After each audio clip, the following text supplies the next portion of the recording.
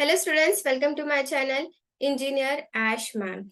In this video, I am going to explain aeration and its types topic. Okay, so there are two methods. One is water into the air or second is air into the water. Okay, so we will see in detail. So aeration and its types, this topics is falls under civil engineering branch and environmental engineering subject. Okay. So you can see here the layout of water treatment plant.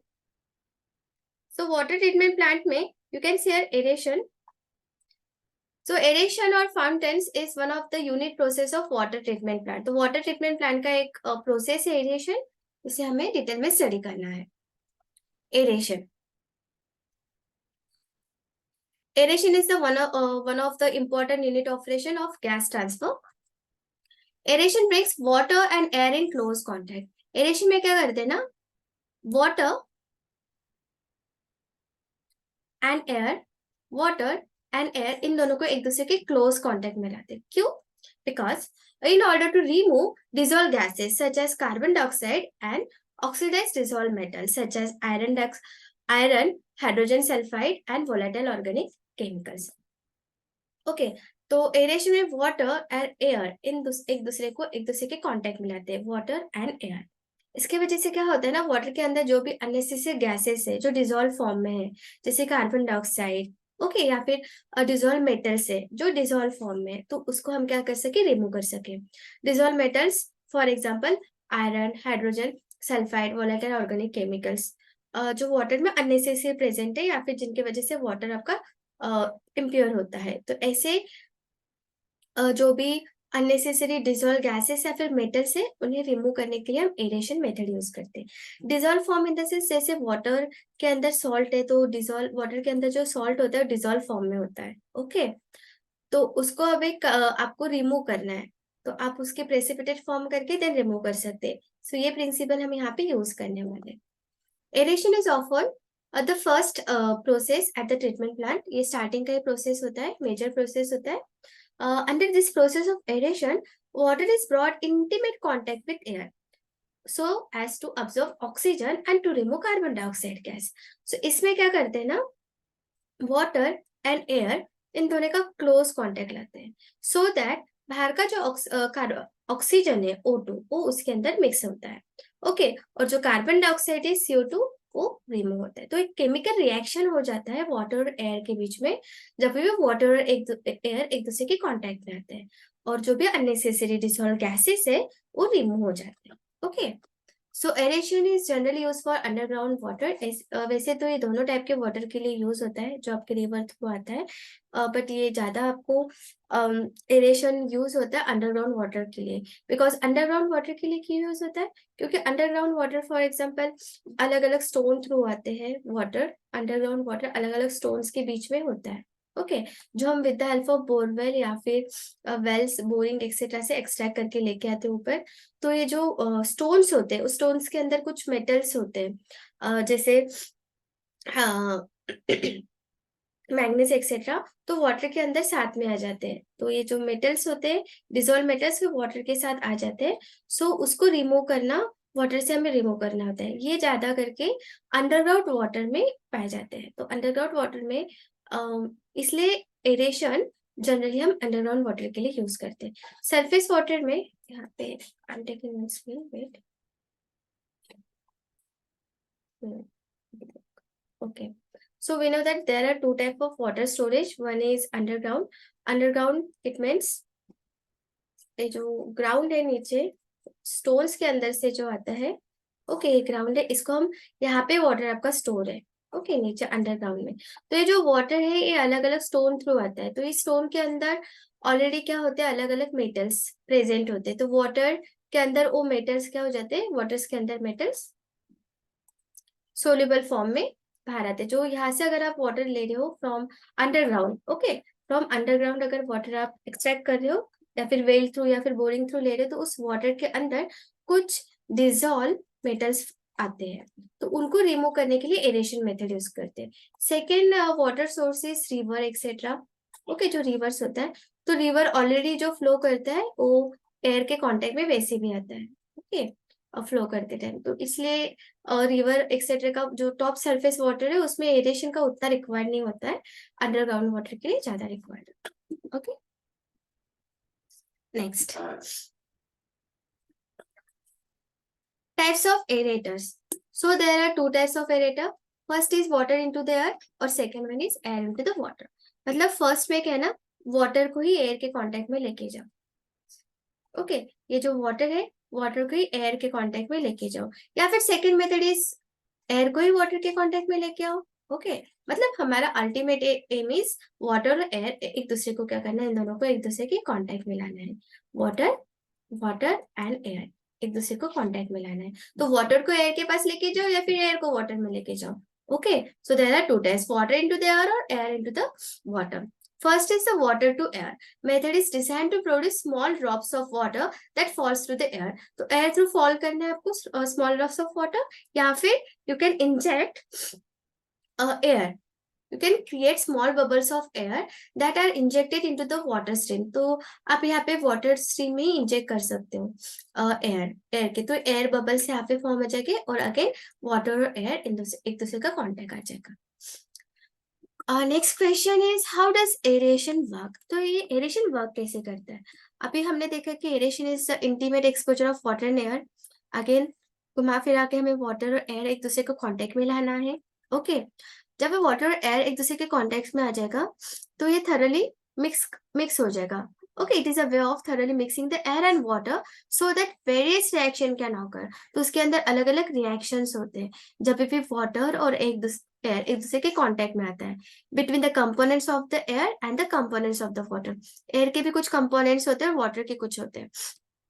Okay, for example यहाँ पे एक example दिया है कि आपने अगर एक water लिया, जो वाटर फ्लो कर रहा है आपका अंडरग्राउंड वाटर से आ रहा है। ओके, नेक्स्ट क्वेश्चन, मैम ये पूरा वाटर कैसे ना, ये पूरा वाटर कैसे हो गया?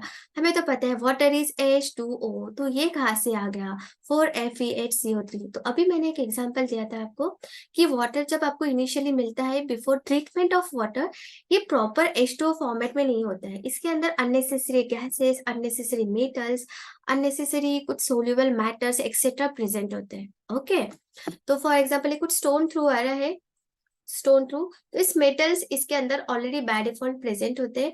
फॉर FeCO3 ये कुछ सोल्यूबल फॉर्मेट में है, इसका डिटेल रिएक्शन हम आगे के स्लाइड्स में देखेंगे। ओके, तो यहाँ पे एग्जांपल के लिए मैंने सिंपल एक रिएक्शन यहाँ पे ऐड कर दिया। तो ये जो भी यहाँ पे वाटर के अंदर ये सोल्यूबल फॉर्म है, जैसे आपका सॉल्ट होता है वाटर के अंदर सोल्यूबल फॉर्म में दिख के नहीं आता है, वैसे ये जो अननेसेसरी है ये बाइकार्बोनेट्स, फेरस बाइकार्बोनेट, ये वाटर के अंदर सोल्यूबल फॉर्म में है। ओके, तो जब भी एयर के कांटेक्ट में आएगा, air in the sense oxygen etcetera.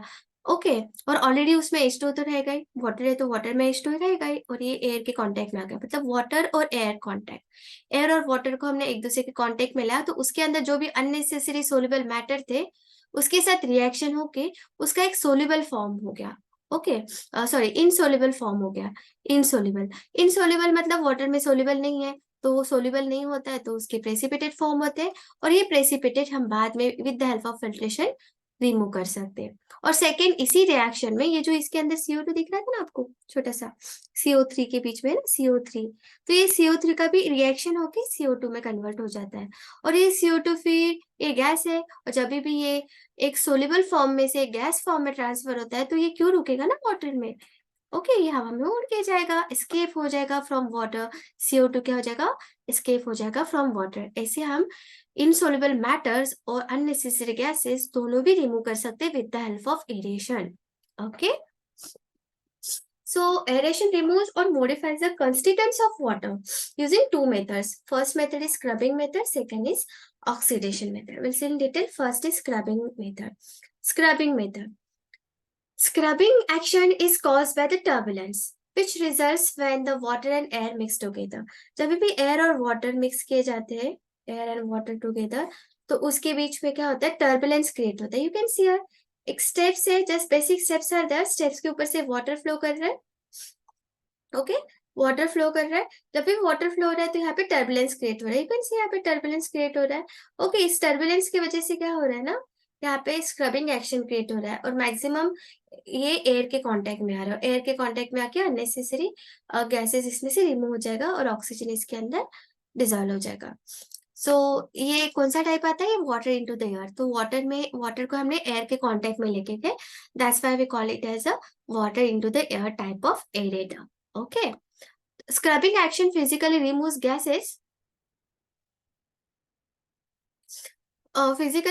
gases from soluble in the water, allowing them to escape into the surrounding air. तो इस स्क्रबिंग एक्शन में क्या होता है ना, गैसेस रिमूव हो जाते हैं ऊपर, CO2 एक्सेट्रा जो गैसेस है ये रिमूव हो जाते हैं और जो सोल्यूबल मैटर से वहां से प्रेसिपिटेट के फॉर्म में हम उसको रिमूव कर सकते हैं। Scrubbing action will remove taste and odours. अगर बैड टेस्ट है वाटर में, कुछ ऑर्गेनिक मैटर्स, वोलेटाइल गैसेस, इनके वजह से बैड स्मेल या फिर ऑर्डर या फिर टेस्ट अगर आ रहा है वाटर को, तो भी यहाँ पे रिमूव होता है। तो ऑर्गेनिक मैटर्स एक्सेट्रा आपको पता है, रिवर या फिर अंडरग्राउंड वाटर में कुछ वेजिटेबल्स एक्सेट्रा के कांटेक्ट में आने की वजह से, ऑर्गेनिक मैटर के कांटेक्ट में आने की वजह से वाटर को इनिशियली बैड स्मेल आता है। आपके घर में जो वाटर आता है तो ट्रीटमेंट करके आता है, तो उसको बैड स्मेल नहीं होता है। ओके, ऑर्डर्स नहीं आता है, बैड टेस्ट नहीं होता है। तो ये बैड टेस्ट और टेस्ट ऑर्डर रिमूव करने के लिए भी एरेशन ही इंपॉर्टेंट है। ओके, तो second method is oxidation. Okay, oxidation is the other process through which aeration purifies water. इसमें क्या करते हैं, हमारा एम है कि वाटर और एयर एक दूसरे के कांटेक्ट में लाना। तो इसमें क्या करते हैं, एयर इंजेक्ट करते हैं वाटर के अंदर, डिफ्यूज करते हैं एयर को वाटर के अंदर, सो दैट एयर के बबल्स फॉर्म हो जाए और ये बबल्स फॉर्म होके इसका वाटर के साथ थॉरली मिक्स हो जाए, वाटर और air, so that chemical reaction proper हो जाए। तो you can see two different photos यहाँ पे दिखा है, जिसके हेल्प से हमने क्या किया, वाटर को इंजेक्ट किया है, डिफ्यूज किया है, सॉरी एयर को इंजेक्ट किया है, डिफ्यूज किया है वाटर के अंदर, और वाटर और एयर का एक दूसरे का यहाँ पे अभी रिएक्शन होगा। Okay, when air is mixed with water, some impurities in the water such as iron and manganese become oxidized। तो जब भी एयर और वाटर मिक्स करते हैं तो कुछ आपके जो आयरन और मैग्नीज जैसे जो सोल्यूबल्स मैटर्स है, impurities है, वो ऑक्सीडाइज हो जाते हैं। Okay, once oxidized, this chemicals falls out, solution becomes suspended in the water. The suspended materials can then be removed later in the treatment process through filtration। तो ये जो भी सोल्यूबल इसके अंदर ऑलरेडी जो सोल्यूबल थे, इस वाटर के अंदर कुछ सोल्यूबल मैटर्स थे, तो ये एयर आके उनको इनसोल्यूबल करता है, इनसोल्यूबल होके उसके प्रेसिपिटेट फॉर्म होते हैं। बाद में ये इनसोल्यूबल है तो वाटर में मिक्स नहीं हो पाएगा, ये वैसे ही फॉर्म में रहेगा जैसे स्टोन्स वगैरह होते हैं। सोल्यूबल इन द सेंस और जैसे कि सॉल्ट वगैरह हो गए, इनसोल्यूबल जैसे कि स्टोन्स वगैरह हो गए जो सोल्यूबल नहीं वाटर के अंदर। ओके, तो ये क्या हो जाएगा, फिर हम इसको बाद में फिल्ट्रेशन मेथड से रिमूव कर सकते हैं।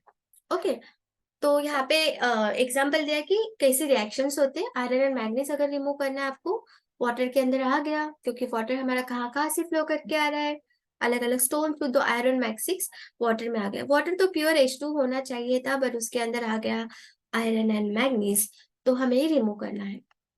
Iron and manganese in well waters occur as a soluble ferrous and manganese bicarbonate। ये जो आयरन और मैग्नीज है, ये इनिशियली वाटर के अंदर एक सोल्यूबल फॉर्मेट में होता है।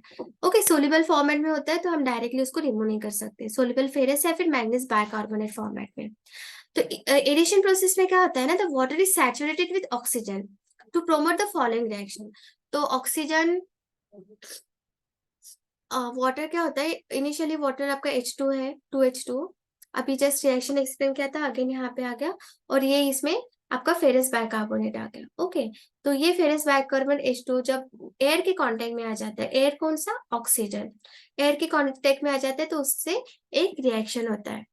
ओके, तो उसे फेरिक, यहाँ पे लिखा है ferric hydroxide, this is your ferric hydroxide, और ये जो था ये था आपका ferrous bicarbonate. Okay, ferrous bicarbonate, और ये हो जाएगा आपका फेरिक हाइड्रोक्साइड। ओके, तो फेरिक हाइड्रोक्साइड और एक CO2 आफ्टर रिएक्शन यहाँ पे फॉर्म होते हैं। तो ये CO2 जो है ना, ये आपके गैसेस हो जाएगा, कार्बन डाइऑक्साइड तो इस्केप कर जाएगा, और FeHCO3 ये जो है यहाँ पे 4 टाइम्स ये इनसोल्युबल फॉर्मेट में हो जाएगा, तो हम इसको फिल्ट्रेशन से रिमूव कर सकते हैं। After aeration they are remove by clarification और फिल्ट्रेशन। यहाँ पे एक और एग्जांपल गिवन है, that is manganese bicarbonate. Again manganese bicarbonate भी वाटर के अंदर प्रेजेंट होता है। अगर ये ऑक्सीजन के कांटेक्ट में आ गया, दैट इज एयर के कांटेक्ट में आ गया, तो उसे 2MnO2 4 times CO2 plus 2H2 form होता है। CO2 तो कैसे स्केप कर जाएगा, भाग जाएगा वाटर से, है ना, स्केप हो जाएगा।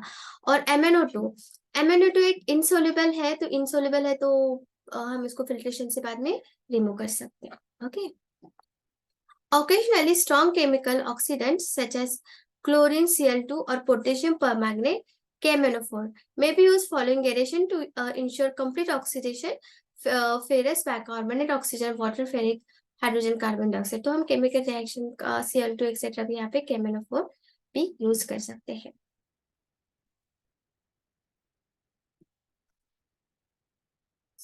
Next is objectives, purpose.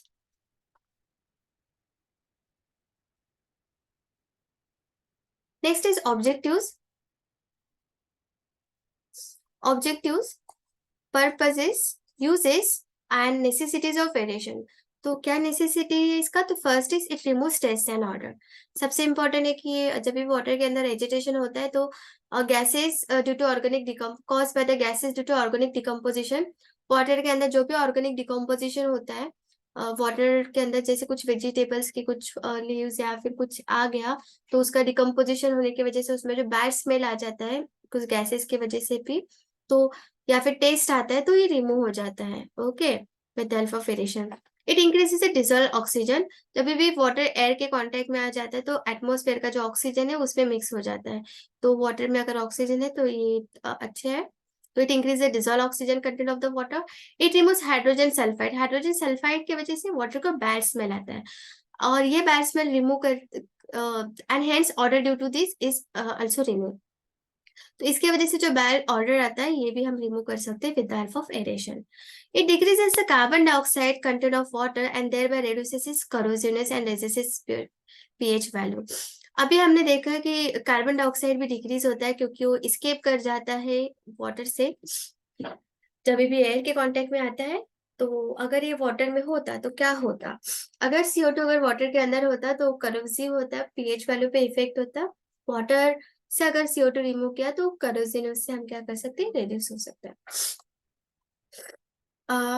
It converts iron and manganese from their soluble state so that this can be precipitated and removed.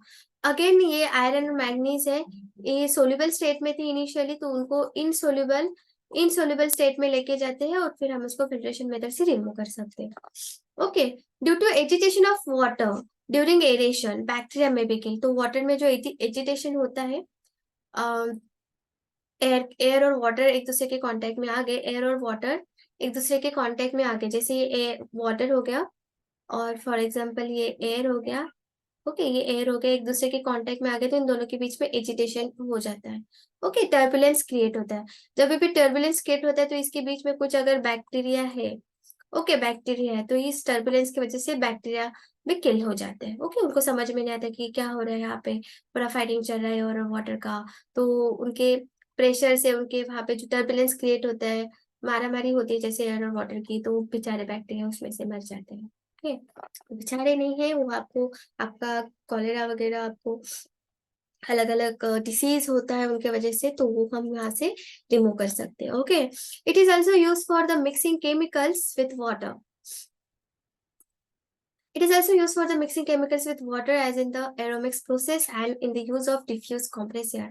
अगर आपको कुछ केमिकल्स यूज करना है, कुछ वायरसेस को आपको किल करना है, जैसे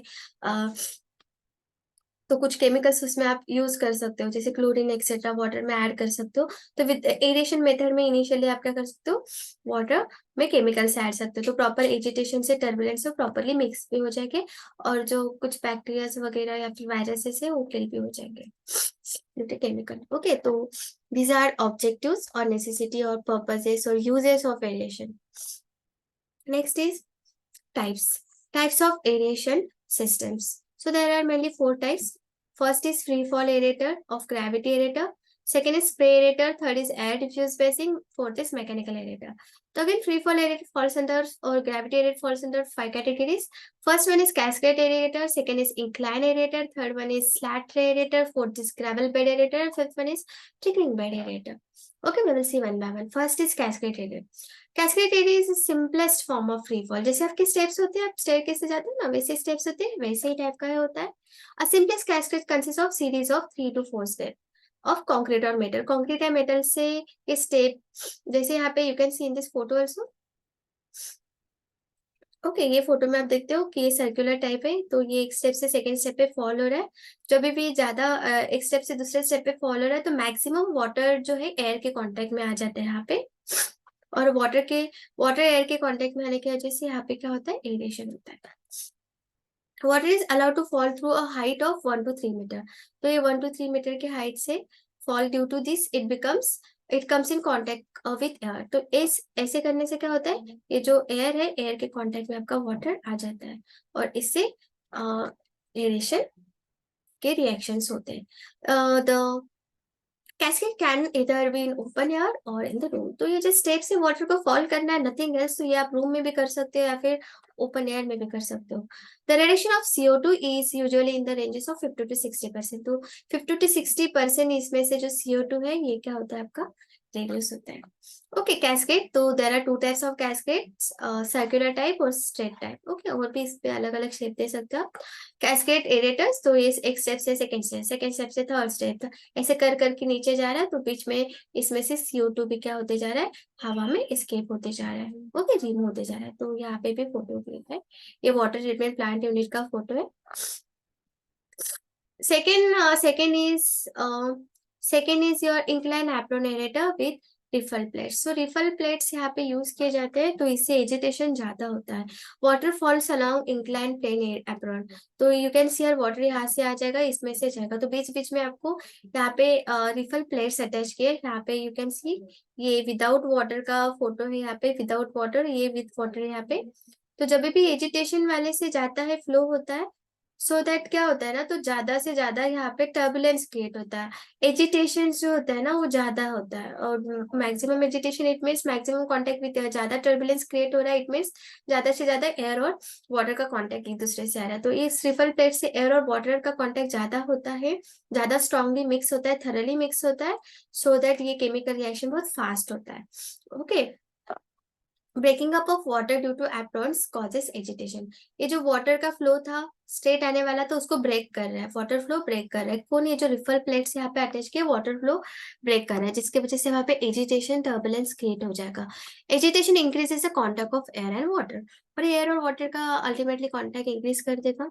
cascade and incline apron aerator दोनों के एक ही इसमें फोटो है. ये कैस्केड है, जो स्टेप टू स्टेप फॉल हो रहा है, और ये इंक्लाइन एप्रोन एरेटर है, जो बीच में रिफल प्लेट्स है, तो उसकी वजह से यहाँ पे दिस इज इनलेट और outlet. Next is slate tray aerator, consist of closely stack super impose full slate tray. तो इसमें क्या होता है ना, ट्रेस होते हैं अलग अलग. ओके, तो यू कैन सी ये आउटलेट है, यहाँ पे वेंटिलेटर है, तो भी आने से गैसेस रिमूव करना है तो वहां से चला जाएगा. ट्रे पैन, यहाँ पे ट्रे पैन, ये इनलेट है, इनलेट पाइप, यहाँ से वाटर आपका एंट्री करेगा, इनलेट है, और फिर यहाँ से डिस्ट्रीब्यूट हो जाएगा. ओके, जो पाइप से वाटर यहाँ से पाइप से आ जाएगा, तो ये फिर ऐसे करके फिर डिस्ट्रीब्यूट हो जाएगा ट्रे में. नीचे ट्रे है वाटर कलेक्ट करने के लिए, तो ये मेन पाइप से आके फिर ये डिस्ट्रीब्यूटर पाइप में जाके फिर ये स्प्रिंकल कर जाएगा यहाँ पे ऐसे ऐसे, तो ट्रिकल कर जाएगा, और फिर ये एक ट्रे से दूसरे ट्रे में, दूसरे से तीसरे, ऐसे जा जाके फिर ये आपका एरेशन होगा. Inlet distributor tray pan. Okay, तो ट्रे पैन, यहाँ पे lifting locks, removal panel remove कर सकते हैं, स्क्रीन, कलेक्टर पैन है, यहाँ पे वाटर कलेक्ट कर सकते हो. Water enters the top of the aerator and is evenly distributed over the topmost tray. जो आपका टॉप मोस्ट ट्रे है, वहां पे आपका क्या हो जाएगा, इवनली डिस्ट्रीब्यूट हो जाएगा water. Okay, through distributaries, okay, और distributors. Water trickles from one tray to other. तो ये वाटर क्या होता है, ट्रिकल होता है ऐसे ऐसे, एक ट्रे से सेकंड ट्रे, जैसे ट्रे एक के ऊपर एक प्लेस करके रखे. सो यू कैन सी हियर, एक ट्रे से दूसरा ट्रे, दूसरा से तीसरा, तो एक में से दूसरे, यहाँ पे भी होल्स रहेंगे, तो ऐसे ट्रिकल ट्रिकल करते करते जाएंगे. Water trickles from one tray to other.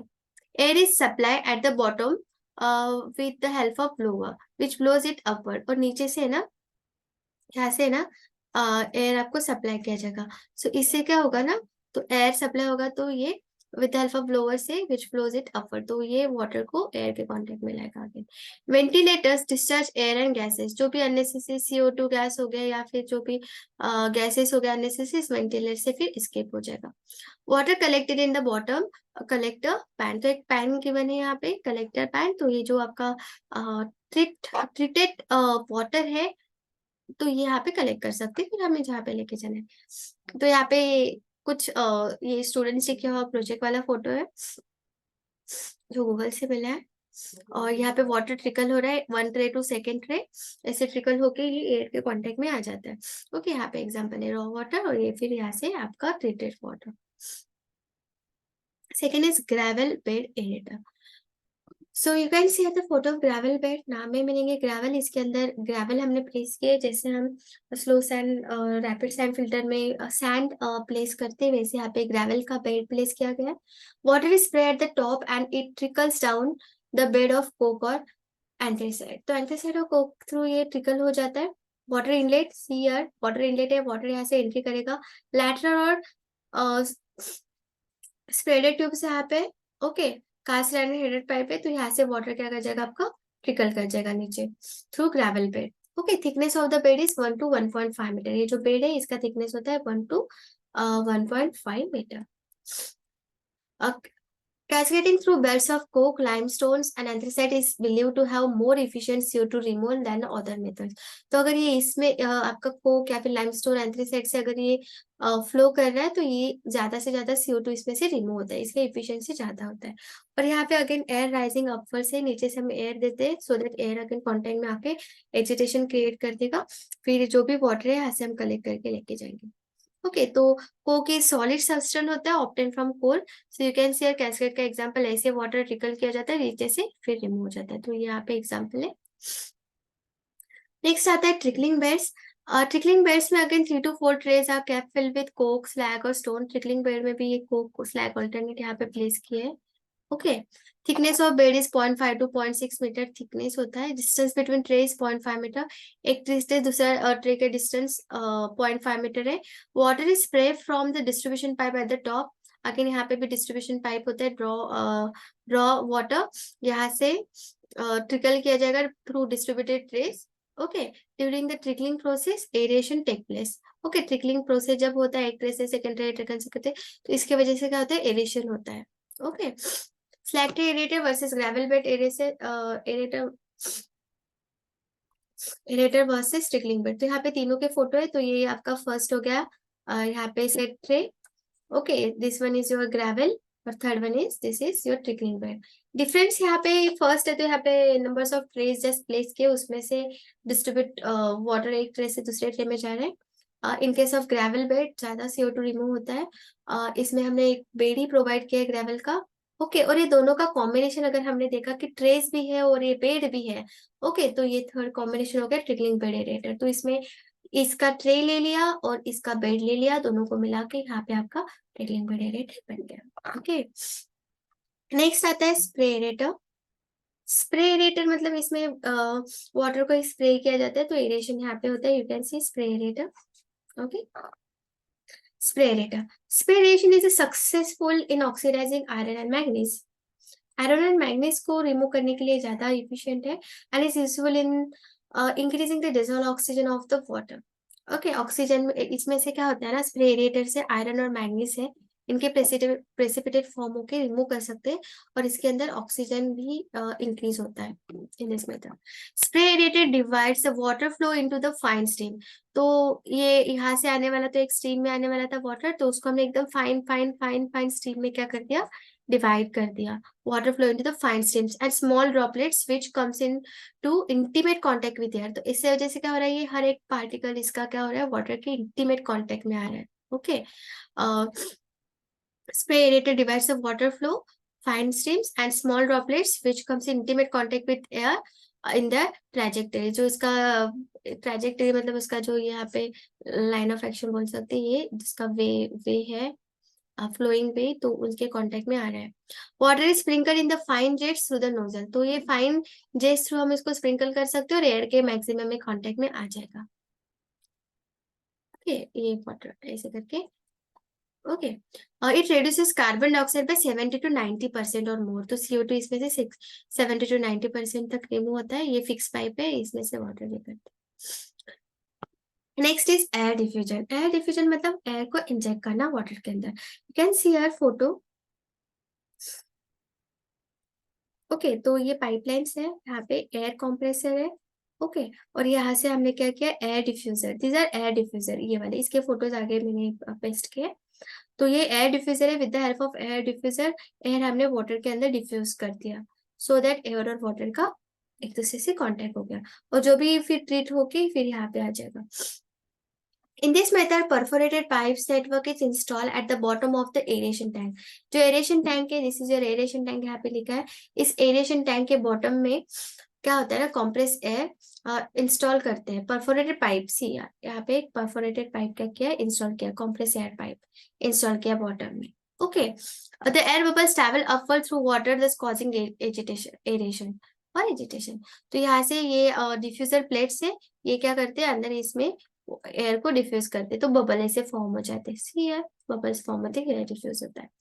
Air diffuser basins have a retention period of about 15 minutes and a depth of 3 to 5 metre. तो ये बेसिन का रिटेशन पीरियड 15 मिनट्स तक होता है और depth 3 to 5 metre. So you can see here a real life photo of air diffuser और air diffusion method. तो ऐसे n numbers of air diffuser होते हैं। यहाँ पे एक का फोटो जूम करके दिखा है। तो ऐसे इसमें से एयर डिफ्यूज किया जाता है, फिर इंजेक्ट किया जाता है वाटर के अंदर, और ऐसे बबल्स फॉर्म होके एयर और वाटर का एक दूसरे से कांटेक्ट हो जाता है और अलग अलग रिएक्शंस होते हैं। उस रिएक्शन में कुछ गैसेस एस्केप हो जाते हैं, तो कुछ अननेसेसरी सोल्यूबल का इनसोल्युबल फॉर्म में प्रेसिपिटेट फॉर्म होकर हम उसको रिमूव कर सकते हैं। Sorry. Okay, so you can see n numbers of diffuser. यहाँ पे वाटर इससे आके फिर ये है, बाद में इस टैंक में हम वाटर फिल कर देंगे और फिर ये ट्रीट हो जाएगा। ओके, नेक्स्ट आता है मैकेनिकल एरिएटर। तो नाम में मीनिंग है मैकेनिकल, मतलब it related with machine. Mechanical aerator mechanical aerator consist of submerge और पार्शली सबमर्ज इम्पेलर्स और टर्बाइंस। ये जो सबमर्ज होता है, पार्शली होता है, फिर फुल्ली होता है, सबमर्ज होता है, टर्बाइंस होते हैं अटैच टू मोटर, मोटर को अटैच होते हैं साइड में। Okay, mounted on floats which are centrally mounted in the aeration tank. Centrally mounted, और ये बहुत ज्यादा हाई क्वांटिटी में एजिटेशन क्रिएट करता है, टर्बुलेंस क्रिएट करता है। ये रोटेट करके इसके जो टर्बाइंस के यहाँ पे जो इसके प्लेट्स के बने with the help of motor, और ये बहुत फास्ट एजिटेशन क्रिएट करता है। ये बहुत कॉस्टली होता है। Mechanical aerators agitate the water vigorously, बहुत ज्यादा ये इसको एजिटेट करता है, entering air in the water, और ज्यादा से ज्यादा एयर क्या होता है इस वाटर के अंदर मिक्सअप होता है, causing a rapid change of the air water interface to facilitate solution of the. तो इसमें ये मेथड आप बोल सकते हैं कि बहुत ज्यादा रैपिड मेथड है, क्योंकि ये मैकेनिकली एजिटेशन किया जा रहा है, तो ऑब्वियसली रैपिड होगा, फास्ट होगा। ओके, सो हमने इस तरह ये सारे टॉपिक्स कवर किए। तो types of aerator done. So here is summary of all types of all methods. First is cascade. This is your cascade. Number 1, just step से flow होता है। सेकेंड ईयर ये कैस्केड हो गया, ये ग्रेविटी में होता है, क्योंकि with the help of gravity ये डाउनवर्ड डायरेक्शन में जाता है। यहाँ पे कोई हमने अपर डायरेक्शन में कुछ इंजेक्ट नहीं किया है यहाँ पे एयर वगैरह, तो ग्रेविटी के हेल्प से डाउनवर्ड जा रहा है। जैसे एक बार वाटर ऊपर से फ्लो करवा तो ये नीचे जाएगा। देन ये रिफल प्लेट से एजिटेशन ज्यादा होता है, रिफल प्लेट से हमने प्रोवाइड कर दी बीच बीच में एजिटेशन के लिए डिस्टर्ब ऑब्स्टकल कर दिया, इनडायरेक्टली बोल सकते हैं। नेक्स्ट यहाँ पे हमने ट्रेस यूज किया, ट्रेस के हेल्प से कर रहे हैं, तो यहाँ पे अब ग्रेवल बेड यूज हो रहा है फोर्थ टाइप में। यहाँ पे कॉम्बिनेशन हो गया, यहाँ पे हमने बेड भी यूज किया और ट्रे भी यूज किया। यहाँ पे air diffuser with the help of air, यहाँ पे एयर डिफ्यूज कर दिया, और यहाँ पे mechanical advantages. Okay, so thank you students. Do like, share and subscribe to my channel. You are Ashman. Okay, so bye.